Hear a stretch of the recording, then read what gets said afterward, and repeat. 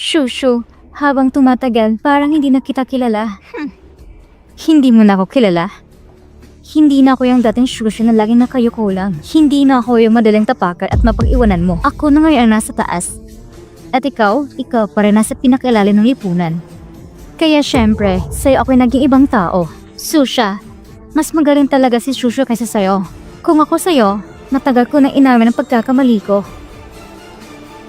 Ano bang nagawa ko? Bakit ako hihingi ng tawad? Shushu, yung mga antas sa lipunan, di ka na gumawa niyan. Kailan na hindi kita minamaliit. Susha, itigil mo na yung peking ugali mo.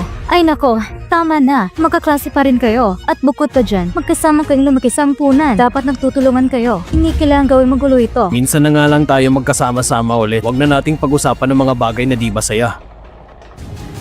Pasensya na po. Ito na pong alak para sa inyong VIP room. White Horse na alak. Vintage 1996 edition. Vintage pa mula 1996. Narinig ko na ang isang bote niya ay umaabot ng mahigit 10,000 dolyar. Ganito kamahal. At bumili pa ng 2 bote. Sino mang sobrang yaman? Kailangan pa bang itanong? Siyempre si Shushu yan. Alam niyo ba kung paano kanino ang alak? Para raw kay Misu. Misu? Hindi ba si Shushu rin yun? Totoo, si Shushu nga. Ito si Misu. Ilagay mo na lang sa harapan niya. Pero, sulit ang pili ni Susha. Tama ang sinabi ni Teacher Zo. Dito sa grupo, may 2 sunga naman. Sino nga ba talagang binilhan? Nako, kailangan pa bang tanungin? Siyempre si Shushu yan. Tingnan yung si Susha. Mula ulo hanggang paa, ang may kahirapan. Kaya ba yung bumili ng White Horse na alak? Linyaw, hindi naman kita kailanman inapi. Bakit ang talino ng mga salita mo? Ang alak na ito, hindi naman talaga kung bumili. Sabi ko na nga ba? Shushu, ang bait mo talaga sa amin. Nagpa-reserve ka pa ng ganitong kamahal na alak. Pero, hindi naman ako nautos na maganda ng alak. 2 bote lang naman yan. Hindi naman sobrang espesyal. Buksan na natin para matikman na ng lahat. Teka lang. Pero, di mo pwedeng tikman ng alak. Ang ganitong klase ng alak, dapat i-enjoy ng mabuti. Palagay ko, wala ka namang kakayang tumikim ng ganito, hindi ba? Ang alak na ito ay hindi binili ni Miss Su. Inutusan ako ng manager namin ibigay kay Miss Su. Hindi ko po alam na sa loob ng kwartong ito, may 2 pala Miss Su. Kung sino talagang tatanggap nito, hindi ko ito pwedeng buksan. Ang Shenghe ay isa sa mga top hotel sa Shanghai. Narinig ko na nga kamakailan ay nakipag-partner pa sila sa group ng Shanghai. Kaya tsak mas lalapas lang nalago. Ang manager ng Shenghe nagpadala ng ganitong klaseng alak. Iyan ang pinakamataas na respeto. Sino bang may ganyang koneksyon? Sa tingin ninyo, para ba ito kay Sushu or kay Susha? Tingnan mo na lang. Obvious na sa itsura, hindi ba? Bakit ka ba nag-aatubili? Tingnan mo si Shushu. Tunay na may aura na isang sosyal na babae. Bilisan mo na at buksan mo na yung alak. Ang oras ni Shushu, minuto lang halaga niyan. Napakatagal mo naman. Balak mo pa bang manatili sa trabaho mo? Baka gusto mo na lang siguro i-confirm mo muna. Susha, kailangan mo pa bang mapakatapang sa ganitong oras? Mga binibining so, nalaman ko na pong totoo. Ang alak na ito ay para kay... Sinasabi ko na sa'yo, tayong si Shushu lang karapat dapat sa ganong klase ng paggalang mula sa manager ng Shenghe. Ngayong malinaw na rin ang lahat. Pero dahil ipinagtanggol mo siya, ikaw humingi ka rin ng tawad kay Shushu. Linyaw, huwag kang masyadong mapangapi. Nagkakamali kayong lahat. Kakatapos ko lang makipag-usap sa manager, ang 2 bote ng alak na ito ay para talaga kay binibining Susha. Imposible. Mukhang kasabot ka lang ni Susha dahil naman pinagtanggol ka niya na isang beses. Magsisinungaling ka na agad ng ganyang kalala. Alam mo bang kapalit ng pagsisinungaling mo? Matagal ko nang kilala si Susha. Ano bang connection meron siya para bigyan siya ng White Horse na alak?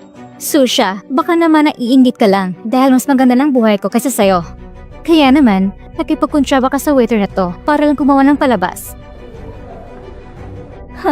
Matagang mo na siguro siyang binabayaran ano? Hindi ko nga siya kilala eh. Anong sabay kaming umaarte? Sushu, wala ka na bang ibang ginawa kundi ako sana ko nang walang basihan? Yung 20 taon nating pinagsamahan, wala na ba talaga yun talaga sa'yo? Mr. Gu, isang malaking karangalan na makipag-collaborate sa inyo ngayon. May oras pa ba kayo? Gusto ko sanang ipasilip sa inyo ang aming hotel. Hindi na kailangan. Ako na lang ang iikot mag-isa. Sige po, Mr. Gu. Pinapatawag po kayo ng Zijin Hotel. Pumunta na raw kayo doon. Sige, mauna ka na doon. Sige po. Mr. Gu, maligayang pagkikipag-cooperate. Yung 20 taon nating pinagsamahan, wala na ba talaga kahit kaunting halaga sa'yo? Susha, mula sa ampunan, ikaw na ang sentro ng atensyon. Simula nang ipinaparamdam mo sa akin na para limos ang mga binigay mo, wala nang tunay na pagkakaibigan sa atin.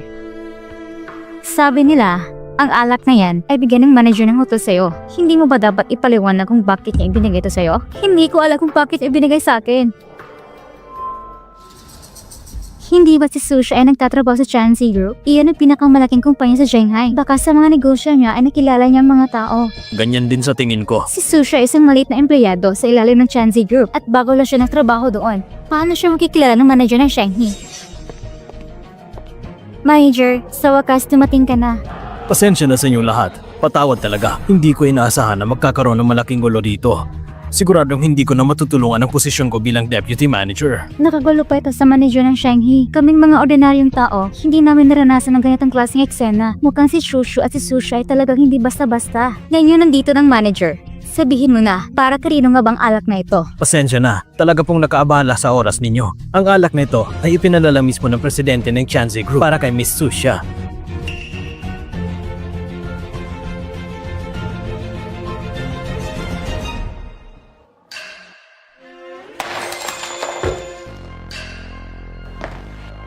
Nako, ang alak na ito. May presyo nga pero hindi basta-basta mabibili sa merkado. Kung hindi dahil lang sa mataas na posisyon ni Mr. Go, hindi ka mamibibigay ng mga bihirang alak sa mga bisita. Mas nakakagulat na ang sinasabi ng presidente ng Chansey Group na si Go Mingzi ay ang aking boyfriend. Ano? Kayo? Kayo po ba ang girlfriend ni Mr. Go? Ang boyfriend ni Shushu ay si Go Mingzi? Ang lakas ng kapit mo, buti na lang at nagawa kong makisama kay Shushu. May connection ako sa pamilya ko, kaya magiging maganda rin ang buhay ko. Ang boyfriend ko, ang nagbigay sa iyo ng mamahaling alak na ito. Hindi ba't dapat mo kong bigyan ng paliwanag? Si Go Mingzi ay ang boyfriend mo? Oo. Matagal na kami. At sobrang mahal niya ako. Hindi ko lang sinabi sa'yo dahil ayokong magdagdag ng pressure sa'yo. Pero hindi ko akalain na ganito ka pala. Pati ba naman ang boyfriend ng best friend mo? Ako? Kung si Shushu at si Go Mingzi. Kung ganun, ako at siya nung gabi ngayon sa Zation Hotel, sobrang kalokohan naman ito. Walang masabi?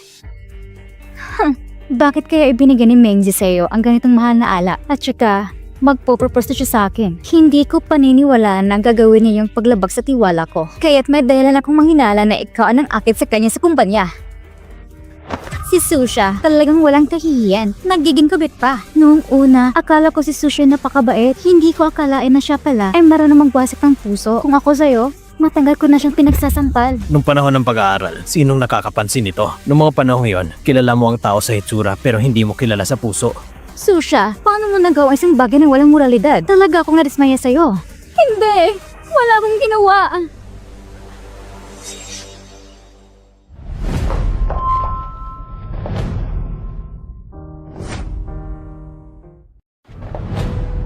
Mengza, pumunta ka ba para hanapin ako? Magkakilala ba kayo?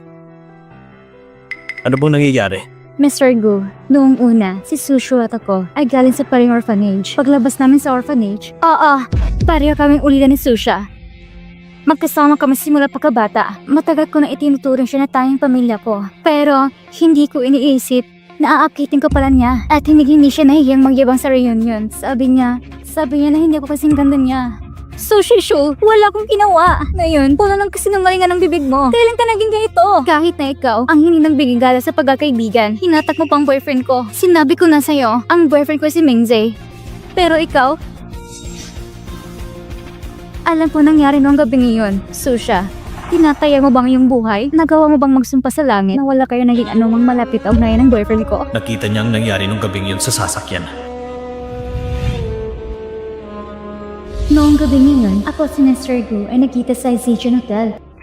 Susha, ang kapal ng mukha mo. Kahit si Mr. Gu ay isang mataas na tao, marami ang gustong magustuhan siya. Pero may girlfriend siya. At saka, ang girlfriend niya ay ang best friend mo. Pero gusto mo pa rin makialam. Talaga namang walang moralidad. Pinakamalapit ang mga third party sa mundo. Hindi ko akalain na may kaibigan pa akong ganito. Talaga namang malas. Susha, sige na, nagpapakumbaba na ako. Huwag mo nang bulin si Mingzi. Siya na lang ang aking natitirang pag-asa. Mula pagkabata, lagi mong kinukuha ang mga bagay ko. Ngayon ba, gusto mo na agawin ng boyfriend ko? Pakiusap. Magpapakumbaba ako.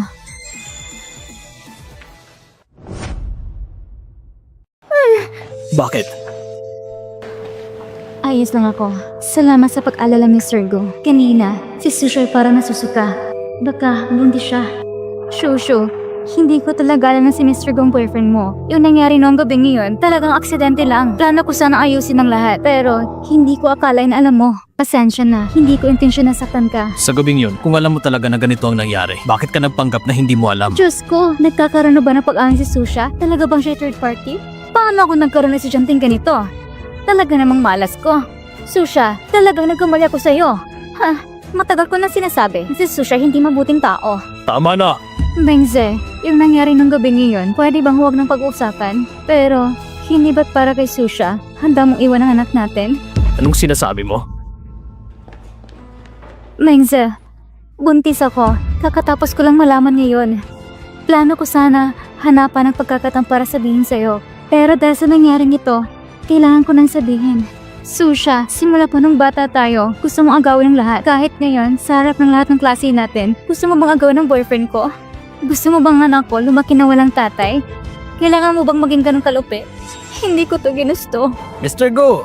Mr. Go! Yung video na nangyari sa Zijin Hotel ay napadala na. Mr. Go.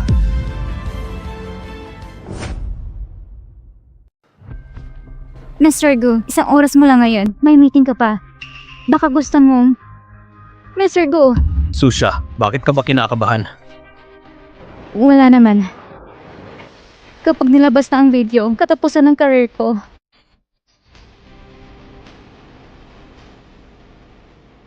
Nung pangalawang araw na lumabas ako sa hotel, bakit wala ang footage nung unang gabi? Kayo lang ba ang may alam na mag-check ng mga surveillance? Paano ko naman papayagan ang ganitong panganib na mangyari? Sa video na to, may mga private information si Mr. Gu. Sigurado nung ma-edit ng ayos. Nasa card na to 200,000. Iyon na. Tandaan mo, napakatas ng posisyon ni Mr. Gu. Hindi pwede may kaisang dungis. Kung may mga bagay na hindi dapat ipalam sa iba, huwag itong hayang lumabas. Kung lumabas man, alam mo na siguro kung anong mangyayari. Hindi ba kahapon nga may isang babae na pumasok sa kwarto ni Mr. Go? Alam ko na. Huwag ka na mag-alala. Ayusin ko ng maayos ang video na to. Hindi ito makakapekto sa pangalan ni Mr. Gu. Go, Mingze. Kapag nawala ang video, huwag mong asahan malalaman kung sino nakipagtalik sa'yo nung gabing yun. Mr. Gu, ang surveillance video ng hotel, may limitasyon ng pag-save ng content dito. Yung mga video nung nakaraang 2 buwan ay tinanggal na. Wala nang record. Si Gu Mingze ay kasinta ni Shushu. Kung ang mga nangyari nung gabing yun ay mailabas, walang magiging magandang epekto. Dahil wala doon ang video, hayaan na itong maging sandihin.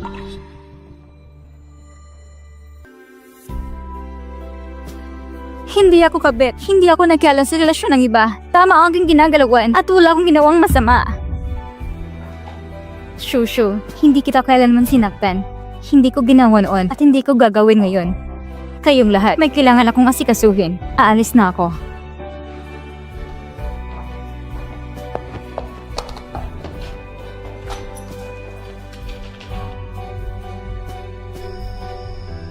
Ay nako. Diyos ko. Ano ba itong kakaibang kwento? Umiinom ako ng sobra, tapos nakatulog ko sa boss ko. Tapos ang boss ko ay kasinta ng best friend ko. Paano ako makapunta sa trabaho bukas?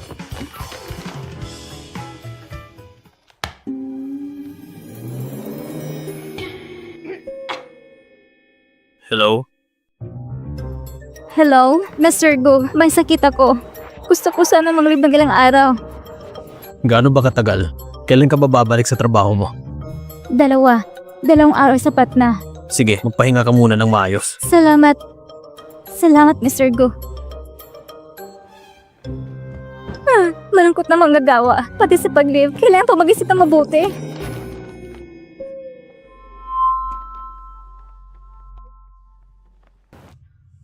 Bakit parang lagi ako nahihilo? Hindi kaya, buntis ako? Hindi. Hindi pwede.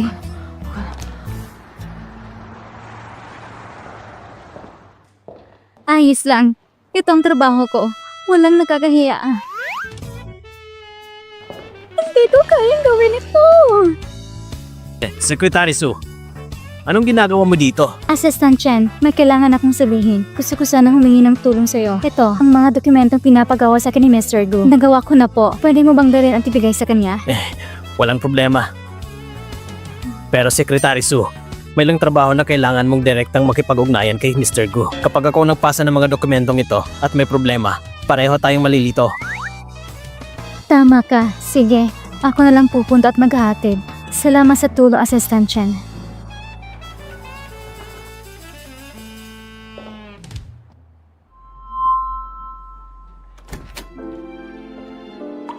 Master Gu, narito na pong mga dokumento. Pakibasa po. Ilagay mo lang dyan sa mesa. Medyo okay na bang sipon mo? Mas okay na po ako. Salamat po sa pag-alala, Mr. Gu. Sige po, magtrabaho na po kayo. Ako'y lalabas na. Su,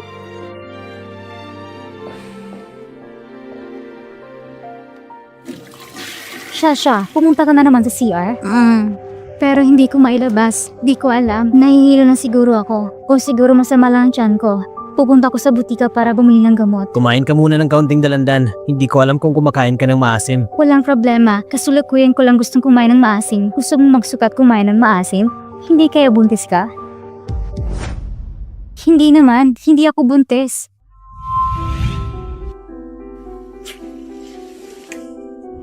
Imposible naman. Wala nga akong boyfriend. Hindi naman siguro. Wala pa nga boyfriend si Shasha. Huwag ka naman magsalita ng ganyan. Nagbibiro lang. Pero Shasha, kailangan mo magpa-check up. Dapat mong bigyan pa sila ng problema sa tiyan. Naintindihan ko na. Salamat. Sige, magtrabaho na kayo. Hindi. Isang beses lang yun. Bakit kaya ganito? Doctor, Miss Su, tama ba? Miss Su, congratulations. Buntis ka. ano? Ako? Buntis ako? Hindi ka pwede magkamali. Ayon sa report, 8 weeks na. Diyos ko, bakit mo ko pinaglalaruan? Ay, ganito palaking biro. Sige. Salamat, Doctor.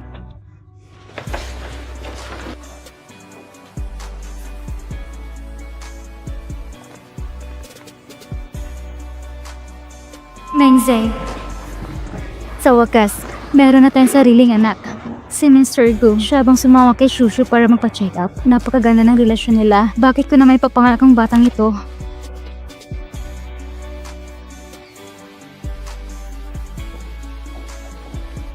Yung taong yan, bakit parang kamukha ni Susha? Bakit siya nandito? Mengze, marami kang ginagawa sa kumpanya. Pero kailangan mo ba talagang samahan ako? Ako na lang gagawa nito. Ayokong sayangin ang oras mo. Sige, tawagan mo na lang ako.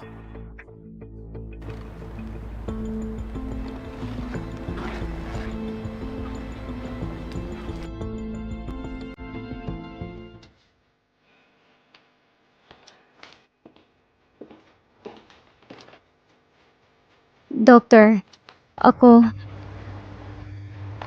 bala ko sana ipalaglag ang bata.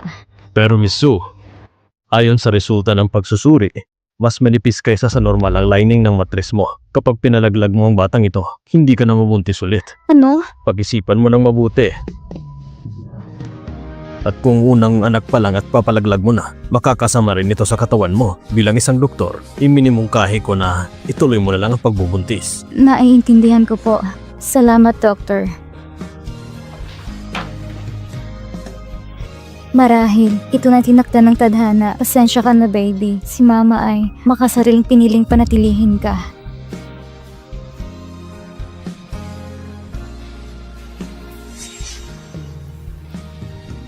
Doctor, yung babae nagkakalabas lang, kaibigan ko siya.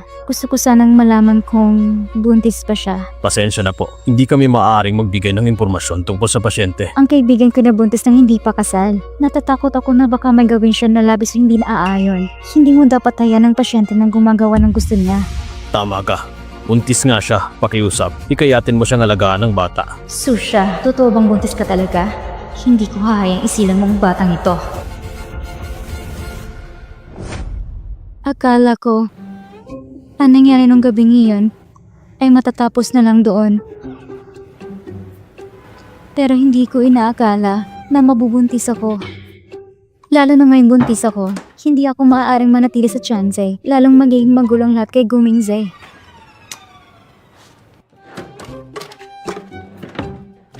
Magbilang tayo.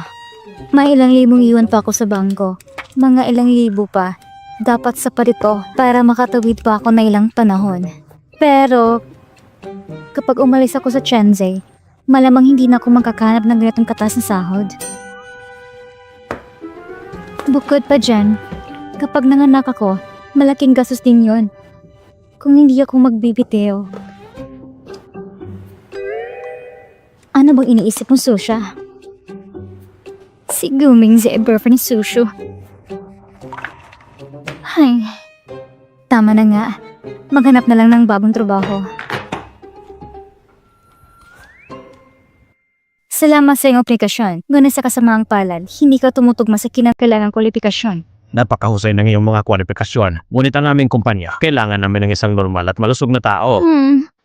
Ang hirap naman maghanap ng trabaho ngayon. Ano? Nagbabalak ka bang lumipat ng trabaho? Mr. Go, Hindi ka ba nakontento sa sweldo mo o masyadong napapagod ka na sa trabaho? total dalang araw ay magbibitaw rin ako. Mas mabuti na ngayon na lang akong umalis. Mr. Go, gusto kong mag-resign. Ikaw mismo ang pumili noon para maging sekretary ko. Ngayon na may kaunting pagsubok, gusto mo nang umatras agad? Kung magre-resign ka ngayon, mahihirapan ako maghanap ng kapalit. Sino ang mananagot sa magiging pagkawala sa kumpanya? Nauunawaan ko, Mr. Go. Huwag kayong mag-alala hanggat wala pang kapalit na secretary. Hindi pa ako aalis. Mas mabuti kung ganun.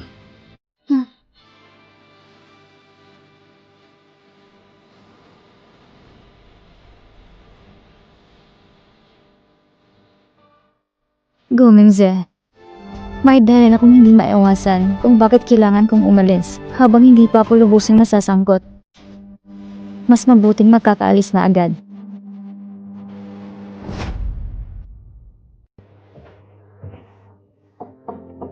Secretary Sue, narinig ko kay Mr. Gu na magre-resign ka na daw. Pasensya na, Assistant Chen. Nakakaabala ba ako sa inyo? Hindi. Kung tungkol ito sa sweldo, paano kung gawin natin itong 100,000? Alam mo naman si Mr. Gu, napakataas ng pamantayan niya sa mga secretary. At ikaw ang sekretaryong pinakamatagal na nakasama niya. Hindi ito tungkol sa sahod. Salamat sa iyo, Assistant Chen. Kailangan ko talaga ngayon harapin ang mas mahalagang bagay. Kung ganun, alis muna ako. Ikaw rin, umuwi ka na ng maaga.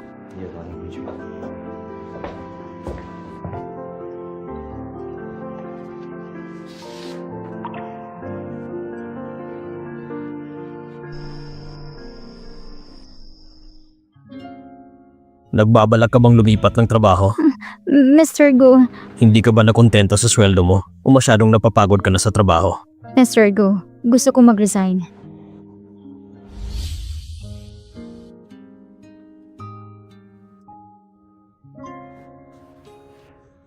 Go, Mingze. Narinig kong nahihirapan kang matulog kamakailan. Nakakatulong daw ang mainit na gatas. Hindi na kailangan. Umalis ka na. Pero, ang anak natin, gusto rin naman na makasama ang ama niya tuwing gabi.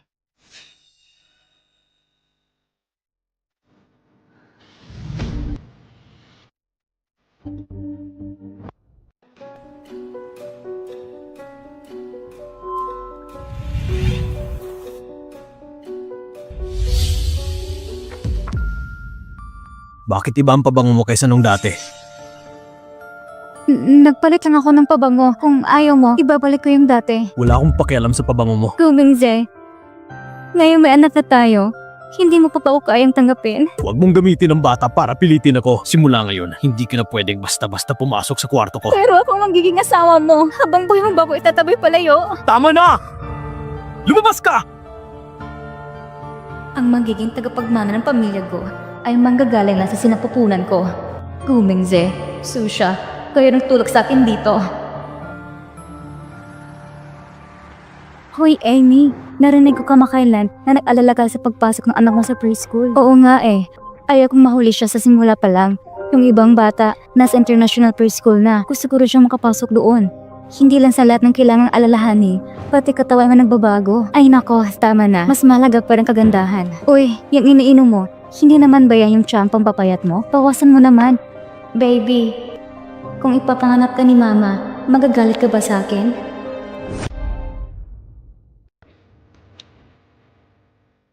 Miss Sue, ano bang ibig mong sabihin dito? Sabihin mo kay Susha sa kumpanya ninyo na inumin ito at ang 200,000 sa car na ito ay magiging iyo. Miss, hindi ako gagawa ng bagay na labag sa batas. Tsaka, Wala naman akong sama ng kay Susha. Bakit ko siya sasaktan? Ito lang naman ay laxative para magtae siya. Pinakamatindi nang mapahiya siya. Hindi naman siya mamamatay. Siya nga pala, ayaw mong makapasok ang anak mo sa international preschool? Matutulungan kita dyan. Talaga? May sama ka ba ng love kay Susha? Bakit gusto mo siyang pabagsakin? Inagaw niya ang boyfriend ko. Sige na. Kapag nagawa mo na, sisigurin mong makapasok ang anak mo sa international preschool. Sige. Susha, kapag nawala ang anak mo, hindi mo nakapala na maaagawan ng pwesto. Babantayan ko talaga siya na iinumin niya ito. Ingat po kayo. Si Susha naman, sa totoo lang, hindi naman siya mukhang tipo ng babaeng mag-aagaw ng nopyo ng iba. Talagang mahirap makilalang tunay na ugali ng tao.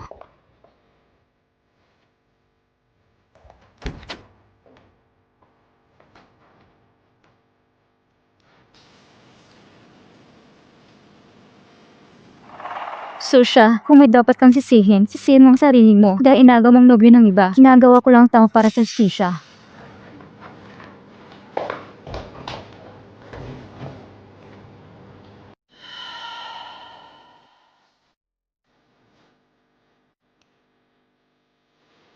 Shasha, magsisimula na ang meeting. Bilisan mo at dalhin mo ng mga dokumento. Sige, pupunta na ako. Bakit parang may kakaibang lasa ang tubig na to?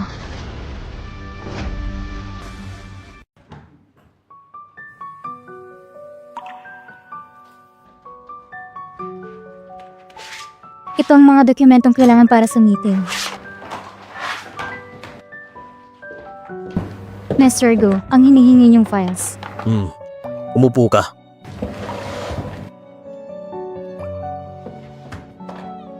Dati kapag may meeting, si Sasha ay laging katabi ni Mr. Go.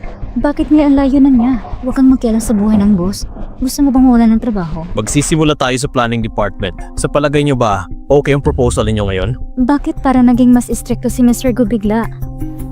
Guni-guni mo lang. Palagi naman siyang seryoso eh. Sasha, ano nangyari sa'yo? Wala to. Sasha, dumudugo ka! Gumingze, anong ginagawa mo?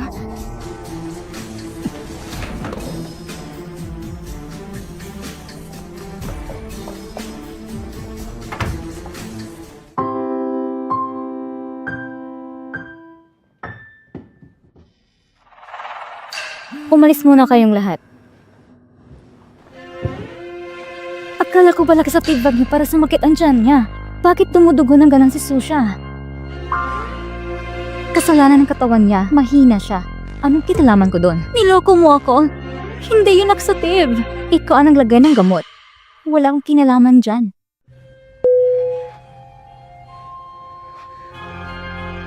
Susha, wala nang anak mo.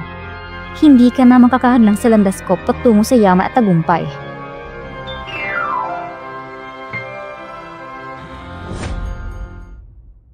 Susha, magpakatatag ka, Susha.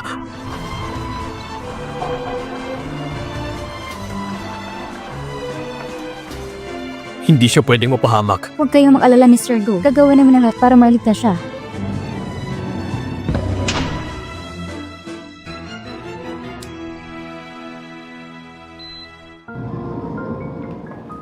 Doctor, kumusta na siya?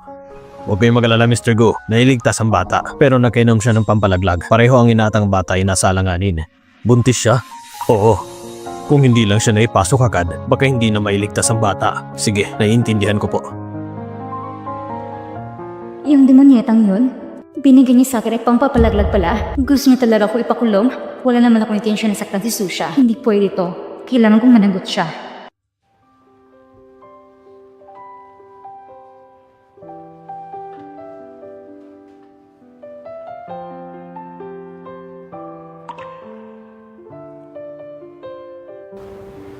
Mr. Go!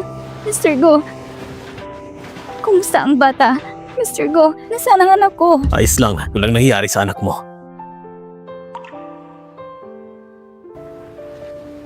Pasensya na, Mr. Go.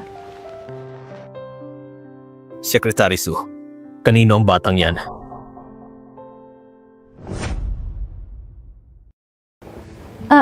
Siyempre sa boyfriend ko. Kailan ka nagkaroon ng boyfriend? Matagal na akong may boyfriend. Mr. Go, may problema ba ron? Wala naman sigurong kailangang i-report sa kumpanya, di ba? Nabuntis ka ng walang asawa? Sino siya? Sulit ba talaga siya para gawin niya to? Wala namang kinalaman kung sulit siya o hindi. Dahil ako yung nagdadalang taon ng anak niya, natural na naman hintigan ako para sa kanya. Tungkol naman kung sino ang boyfriend ko, Mr. Go, wala naman sigurong kinalaman sa'yo ang bagay na ito. Hindi ba? Kung sino man ang boyfriend mo, wala na akong pakialam. Pero sa oras ng trabaho, uminom ka ng pampalaglag at muntik ka ng makunan. Kung seryoso kang panindigan ng batang yan, huwag kang basta-basta uminom ng gamot. Paano ako iinom ng pampalaglag? May naglagay ng gamot sa inumin ko. Gusto kong malaman kung sino talaga ang may gawa nito sa anak ko. Sandali lang, kung nagawa niyang lantaran ng maglagay ng gamot sa opisina, siguradong inedit na rin niya ang CCTV footage. Huwag kang magalala. Ang bagay na to, ako nang bahala. Sobra ka na. Pinapainom mo ng pampalalag si Susha. Pwede mo namang hindi gawin yon, pero hindi pwedeng pagbintangan mo ako. Ni minsan hindi kita nakita. Ikaw!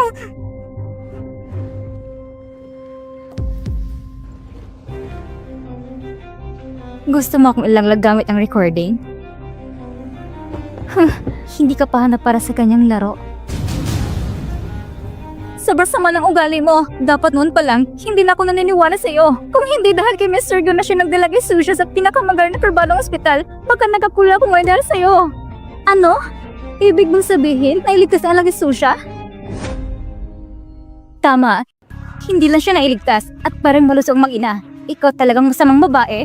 Gusto mong gumawa ng masama?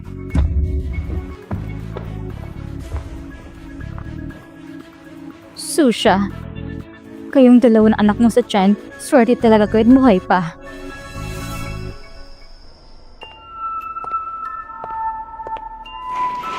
Susha, kayong dalawa ng anak mo, hindi na dapat mabubuhay pa. Kumusta na kondisyon niya? Mr. Go, ang kondisyon ni Miss Sue ay matatag naman. Lahat ng gamot para sa panggamot, kailangan ng pinakamaganda. Opo, Mr. Go.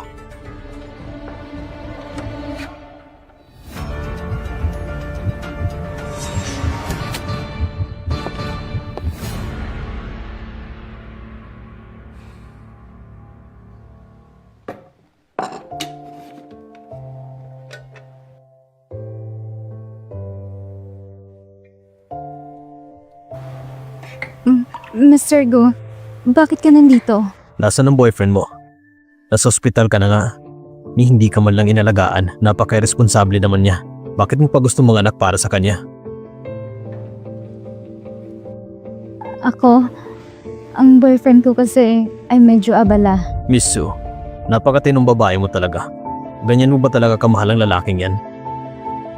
Mr. Go, ito isang personal na bagay. Wala kang kinalaman dito. Akala mo ba interesado ako sa buhay pag-ibig mo? Ang concern ko lang, kung maaapektuhan ba ang trabaho mo? Mr. Go, hindi po maapekto ng trabaho ko. Maaari na po kayong umalis.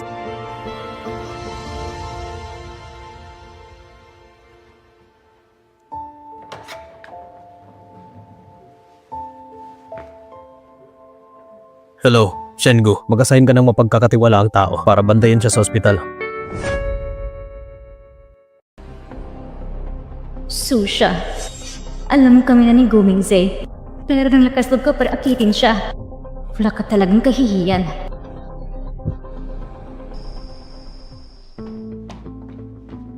Kamakalan si Mr. Go ay malalang insomnia, kaya pinagpaghanda kita ng mainit na gatas. Nakita mong ininom niya ito, di ba? Opo, mabuti. Pwede ka nang umalis. Go, Mingzay. Kung ganun, ayaw mong makitulog sa akin. Ngayon, magpipilitan lang akong gumamit ng paraan. Nakalimutan mo na bang sinabi ko sa'yo? Lumabas ka! Mingzay, bakit lagi kang malamig sa akin? Pero kay Susha, hindi ka naman ganyan. Bakit mo siya binanggit? Mingzay, tungkol sa pagbubuntis ni Susha.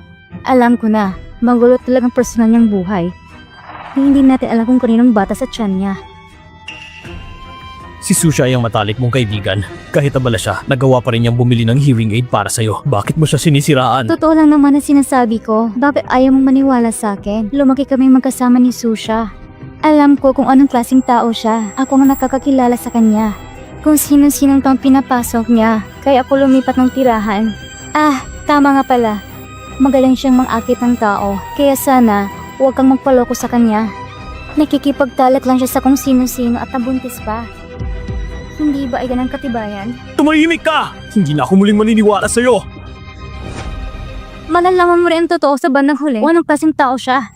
Nagsimula ng kumilos ang gamot. Guminze. Hindi ako naniniwala sa ilalim ng impluwensya ng droga. Kaya mo pa bang magtiis? Mingze, anong nangyayari sa'yo? Lumabas ka! Mingze, mukhang may mali sa'yo. Ano bang nangyayari sa'yo? Maaari kitang tulungan. Sa gatas. Ano bang nilagay mo doon? Mingze, gusto ko lang din makasama ka at palakasin ang relasyon. Balang araw, ang anak natin, magkakaroon siya ng masayang pamilya, di ba? Chushu, ang lakas ng loob mo. Naglakas loob ka pang lagyan ng gamot. Mingze, wala rin akong magagawa. Sino ba nakutos sa'yo na palagi ka nalang ganito kalamig sa akin? Huwag mo nang tiisin pa. Sa oras na ito, tanging ako lamang makakatulong sa'yo. Susisyo, ang katulad mo, mga babaeng may malalim na balak at tusong isip, hindi na kita lalapitan! Mingze! Mingze, mas gusto mo bang magtago? Ayaw mo ba talaga magkipag-ugnayan sa akin? Susha, kababae ka. Lahat ito'y dahil sa'yo. Sa pagitan namin ni Gomingze, ikaw ay sumingit. Kung ganon, huwag mo kong sisihin kung magiging brutal ako.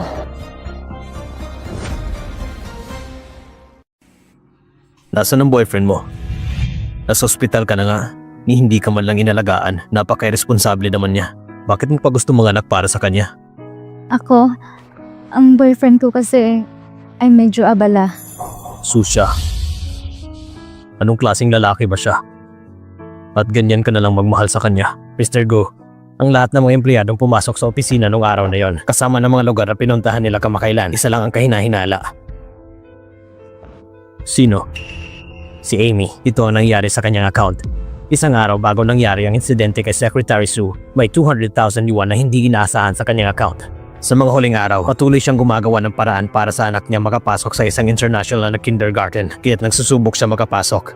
Ngayon nasa na siya? Nasa kumpanya siya. Tatawagin ko lang. Teka, puntahan mo at bilhan mo ako ng mga suplementong pwede sa mga buntis. Naiintindihan ko po, Mr. Go. Bilisan mo. Aalis na po ako.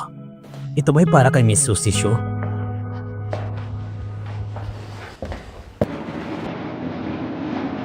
Nandito ako para palitan ng gamot ni Miss Susha. Sige, pumasok ka na.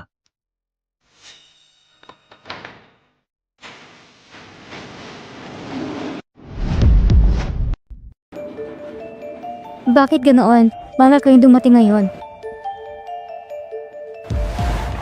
Susho, bakit ka nandito? Hindi ba tayo matagal ng magkaibigan? Mula pagkabata, magkasama na tayo at hindi naman kita sasaktan. Siyempre, pupuntahan kita. Okay lang ako. Wala na akong problema. Pero ang anak mo, hindi pa tapos ito para sa akin. Isang malaking bagay ito. Ito ay isang seryosong issue. Anong ibig mong sabihin? Susha, huwag mo akong gawing tanga. Alam ko ng lahat. Ang anak mo sa tiyan ay anak ni Gomingze. Gusto mo bang itago ito sa akin? Ipinagkait na lang ba ang bata para isilang? Shushu, hindi ko nasira ng relasyon niya ni Gomingze. Ang anak ko, tama na. Ayaw ko nang marinig mga palusot mo.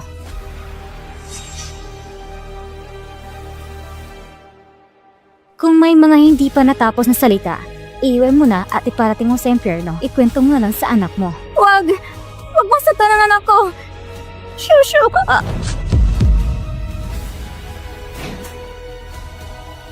Susha, ang tao ay namamatay para sa pera. Ang ibon naman ay namamatay para sa pagkain. Lahat ng ito ay ikaw mismo ang may kagagawan. Tingnan niyo ito. Nang araw ng meeting, si Susha ay biglang ng bleeding. Nabalitaan ko na may naglagay ng abortion ng gamot sa kanyang baso. Buntis pala si Susha. Mr. Go, wala akong alam tungkol dito. Wala akong kinalaman kay Susha. Wala akong pakialam. Isang araw bago nangyaring insidente kay Susha, biglang may 200,000 yuan na pumasok sa account mo at ang anak mo ay nakapasok sa international kindergarten nitong nakaraang araw. Akin ang pera na yun. Nag-iimbento ka pa ng dahilan? Kung ayaw mong malaman ng mga tao, huwag mong gawin kung ano ang hindi mo gustong malaman. Talaga bang iniisip mo na perpekto ang mga ginawa mo? May mga pagkakataon ka pa makalusot. Dapat alam mo rin kung gaano kalakas ang posisyon ng legal team ng Janzay sa industriya. Mr. Go, inutusan lang ako. Noon, sinabi niya ng gamot na yun ay pampatay. Hindi ko alam na ang gamot na yun ay pang-abortion pala. Sinong nag-utos sa'yo? Lumalang talaga ni Susha. Magpadala ng doktor agad. Sige, pupuntahan ko agad. Bilis, ilabas mo siya.